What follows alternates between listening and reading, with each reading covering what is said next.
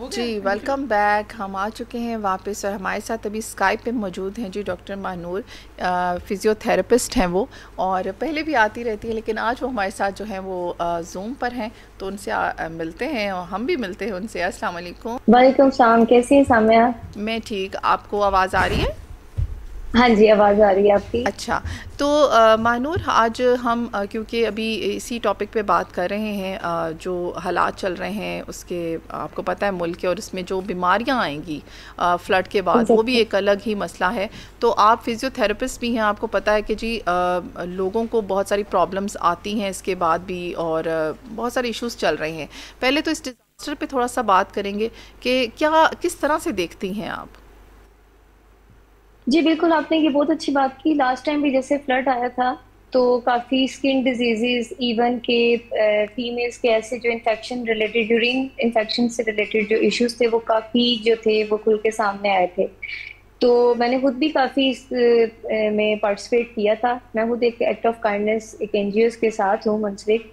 तो हम लोगों ने उधर जाके कैंपेन की थी और काफी लोगों को जो था ना मेडिसिन वगैरह प्रोवाइड की थी। ये जो भी आपके साथ इस टाइम गेस्ट मौजूद हैं, इन्होंने बहुत अच्छी बात की कि हमें सम टाइम कोई काम ऐसा भी करना चाहिए जो कि अल्लाह ताला की रजा की खातिर, ना कि बिल्कुल। हम उसका फोटो शूट करके लगाएं। क्योंकि ये वो टाइम है, अल्लाह माफ करे, किसी पे भी आ सकता है, हम भी हो सकते हैं।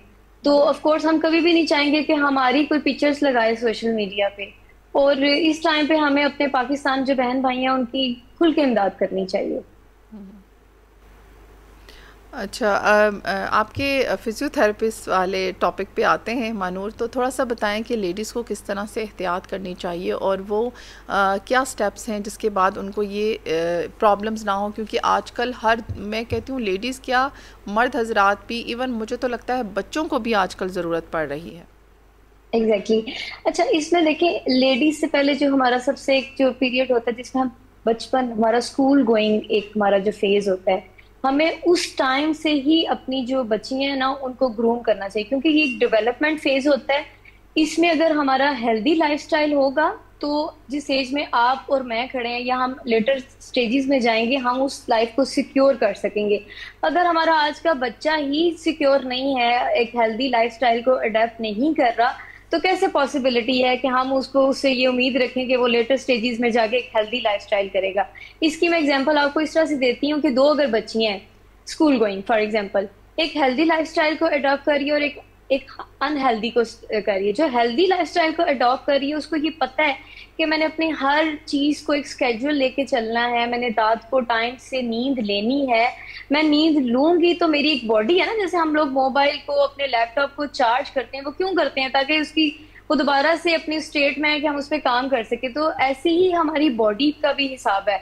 अगर हम उसको प्रॉपर नींद नहीं लेंगे, उसको चार्ज नहीं करेंगे, तो हम कैसे उम्मीद कर सकते हैं कि वो, हम नेक्स्ट डे जो बहुत हमारी बॉडी जो है वो एक फ्रेश माइंड से उठे।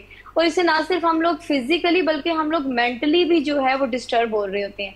तो जब एक हेल्दी बच्चा या बच्ची एक अपनी प्रॉपर नींद लेके उठेगा तो उसकी जो मॉर्निंग होगी वो फ्रेश होगी, और ऑफ कोर्स उसको जो स्कूल कॉलेज या कोई भी ऐसे जो टेस्ट होंगे वो उसमें पार्टिसिपेट करेगा और बड़ा कॉन्फिडेंट होकर पार्टिसिपेट करेगा। बजाय इसके एक वो बच्चा या बच्ची जो एक अनहेल्दी लाइफस्टाइल को फॉलो करें, वो जब एक बच्चे ने 2 बजे जब रात को सोना है, तो आप बताएं कि वो सुबह कैसे फ्रेश माइंड से उठेगा? और ना तो वो अपनी स्टडीज पे उस तरह से फोकस कर सकेगा, और एक बहुत ही छोटी एज में बच्चों को टाइर्डनेस, इवन कि एंजाइटी से, मेरे पास पेशेंट जो हैं, बच्चे बच्चे बच्चियां दोनों वो काउंटर होते हैं कि जी बच्ची है वो डिप्रेशन में चली गई है। फिर इस तरह से जब आप मेंटली, जब आप डिस्टर्ब होते हैं तो आप बहुत सी बीमारियों को जो है ना वो दावत देते हैं। तो इसमें बहुत किरदार है हमारे पेरेंट्स का।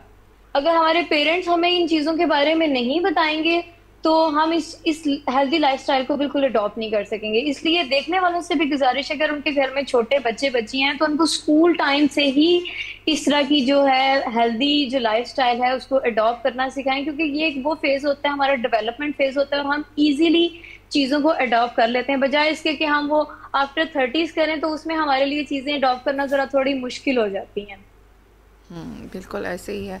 तो ये जो सेडेंट्री लाइफस्टाइल है जिसकी अभी आप बात कर रही थी, बिल्कुल जी ऐसे ही है कि ये बहुत ज़्यादा हर वो कहते हैं ना बहुत कॉमन हो चुका है। हम सब इस लाइफस्टाइल के आदी होते जा रहे हैं, हमारे बच्चे एग्जैक्टली। बड़े सब।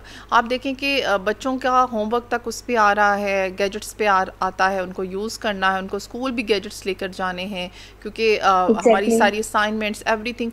तो पेरेंट्स भी एक हद तक उनको रोक पाते हैं, उससे ज़्यादा क्योंकि उन्होंने सारा काम ही उस पर करना है। स्क्रीनिंग ऑल डे होती है। फिर जब उस स्क्रीनिंग से आप काम से आप जब आपको टाइम मिलता है, कोई स्पेयर टाइम निकलता है, तो उसमें भी आपने कुछ ना कुछ वॉच करना है। तो वो जो एग्जैक्टली। हेल्दी एक्टिविटी है वो ख़त्म होती जा रही है। जिस तरह पहले लोग स्पोर्ट्स में ज़्यादा इंटरेस्ट लेते थे, अगर कुछ लोग हैं जिनको जिनको शौक़ है वो चले जाते हैं, बट मोस्टली जो है बच्चों का भी लाइफस्टाइल सेडेंट्री हो गया है, बड़ों का भी हो गया है। तो इसको कंट्रोल करना तो किसी हद तक मुझे लग रहा है कि हम कर सकते हैं, थोड़ा बहुत, बहुत ज़्यादा शायद इस डिजिटल एरा में हम ना कर पाएँ। तो इसमें वो क्या स्टेप्स हैं जो लेने चाहिए, क्या वो इक़दामात हैं जो हमें करने चाहिए जिससे हम काफ़ी हद तक अपनी हेल्थ को जो है वो बचा सकते हैं, ख़ास तौर पर इन हालात में? अच्छा सामने देखिए, जैसे आपने कहा कि आजकल हमारा सारा ही डिजिटल हो गया, उसमें एटलीस्ट हम ये तो कर सकते हैं ना कि जब हम सुबह उठते हैं, सुबह उठते साथ एटलीस्ट हम लोग नेचर को वेलकम करें, अल्लाह ताला का शुक्र अदा करें जिसने हमें नेमत दी है सेहत जैसी। ऐसा तो नहीं कि बिल्कुल। कुछ बच्चे मैंने देखे हैं, इवन बड़े भी उठते साथ आंखें खुल नहीं रही होंगी और मोबाइल पे स्क्रोलिंग स्टार्ट कर देते हैं।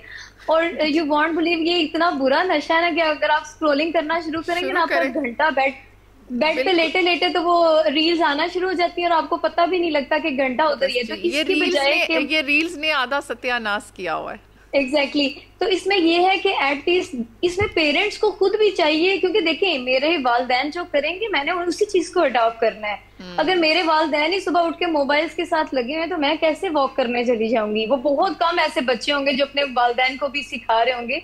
लेकिन इसमें आप सुबह उठें, अल्लाह ताला का शुक्र अदा करें, नेचर को वेलकम करें, वॉक कर लें। अब कुछ लोग ऐसे हैं जो बाहर वॉक नहीं कर सकते, हर घर का छत है, बालकनी है, आप उधर चले जाएं। एटलीस्ट आप 10 to 15 मिनट्स तो खुद के लिए निकाल ही सकते हैं ना, एक मी टाइम तो निकाले ना, जिसमें सिर्फ आपकी फैमिली हो, आप खुद हो। ये आपके जो मोबाइल्स वगैरह ना, इनसे दूर रहें। और अगर देखें, अगर आपने मोबाइल्स वगैरह यूज करने ही है तो अब तो सोशल मीडिया का टाइम है, हर चीज आपको यूट्यूब पे मिल रही है, ऑनलाइन कंसल्टेशंस आपको अवेलेबल हैं। एटलीस्ट आप अपनी एक्सरसाइजेस कुछ करें, योगास को अपनाएं, मेडिटेशंस करें। आई कितनी एक्सरसाइजेस निकल आई हैं, आप इन डिफरेंट डिफरेंट एक्टिविटीज को अपनी लाइफ में लेके आए। इवन मेरे पास बहुत सारे बच्चे आते हैं कि हम जी सारा दिन स्कूल में, फिर घर आके भी हमें मोबाइल में असाइनमेंट्स करनी पड़ती, तो मैं उनको कहती हूँ आप हर आधे घंटे बाद अपने पोस्चर को चेंज करें। बैठे हैं तो थोड़ी देर कमरे में ही वॉक कर लें, 10 से 15 मिनट, मतलब पोस्चर अपना चेंज करते रहें। डिहाइड्रेशन अपनी मेंटेन रखें। बच्चे पढ़ रहे हैं तो बस पढ़ते ही जा रहे हैं, पानी का इंटेक बिल्कुल नहीं है। हम लोगों ने ना अपनी लाइफ को खुद मुश्किल बना दी है। अभी भी ऐसे लोग हैं जो कि इस डिजिटल एरा में रह के अपने आप को नेचर के साथ कनेक्ट करते हैं, और वो मुझे लगता है कि वो ज्यादा हेल्दी हैं एज कम्पेयर उनके जो कि बिल्कुल जिन्होंने छोड़ दिया। देखिए, जब तक आप अपने लिए मेहनत नहीं करेंगे, कोई भी बंदा आपको प्लेट में रख के चीजें नहीं देगा।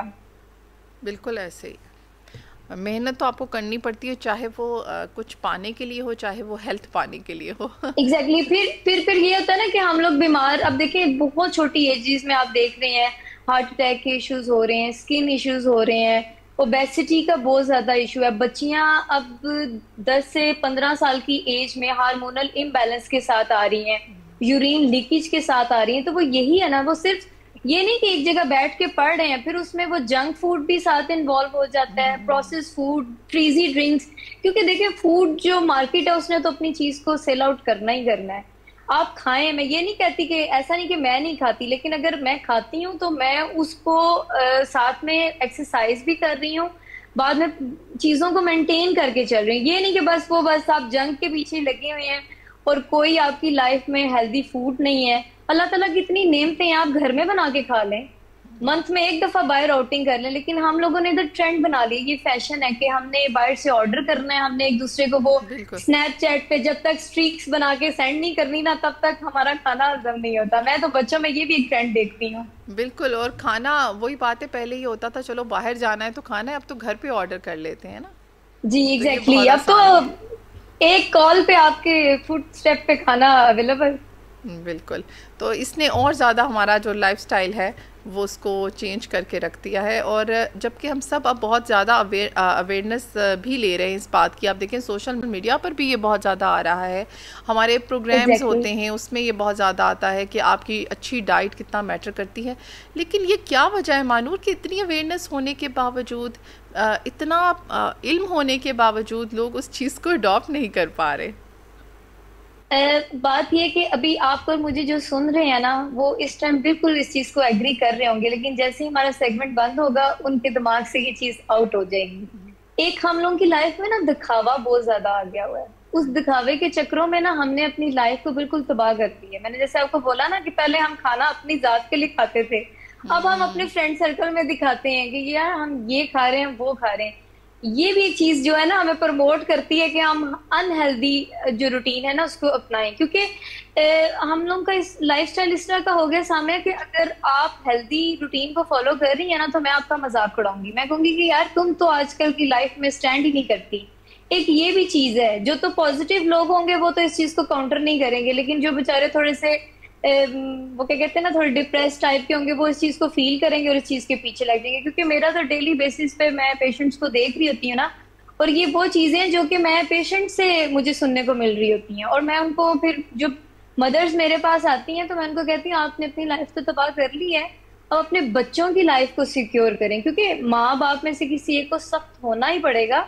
वरना तो बच्चे जो हैं वो तो आजकल डिजिटल लाइफ चल रही है, वो तो ऑर्डर करेंगे और खाएंगे, उनको तो पता ही नहीं होगा कि ये चीज हमारे लिए गलत है या ठीक है। बिल्कुल। देखिए आप खुद भी इस बचपन के एरा से निकल के आई हैं, तो हमारे पेरेंट्स एक दफा मैं जिस चीज से मना कर देते थे, मुझे नहीं लगता कि हम उस चीज को रिपीट करते थे। अब हमारे पेरेंट्स के साथ मिलके वो चीजें कर रहे हैं, तो जब वो मना करते हैं तो बच्चे कहते हैं आप खुद ये कर रहे हैं, अब हम क्या उस चीज को अडॉप्ट करें।